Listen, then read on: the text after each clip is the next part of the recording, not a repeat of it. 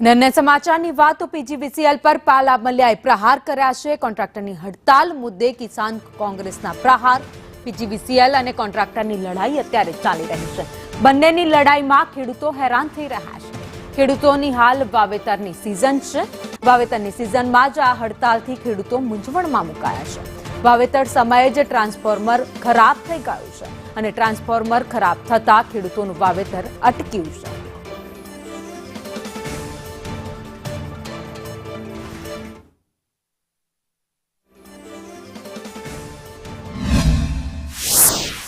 PGVCL સામે એના કોન્ટ્રાક્ટરો છે એ હડતાલ ઉપર છે અને એના કારણે જે ખેડૂતોના ટીસી બરી ગયા છે એ ટીસી ચડતા નથી અને એના કારણે ખેડૂતોને અત્યારે વાવેતરનો સમય છે તેમ છતાંય ટીસીઓ ન હોવાના કારણે ખેડૂત પિયત કરી શકતો નથી।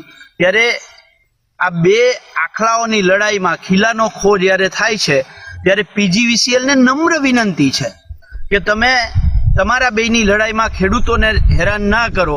24 કલાકમાં ખેડૂતોના ટીસી બદલી જવા જોઈએ અથવા તો તમે આ કોન્ટ્રાક્ટરો સાથે સમાધાન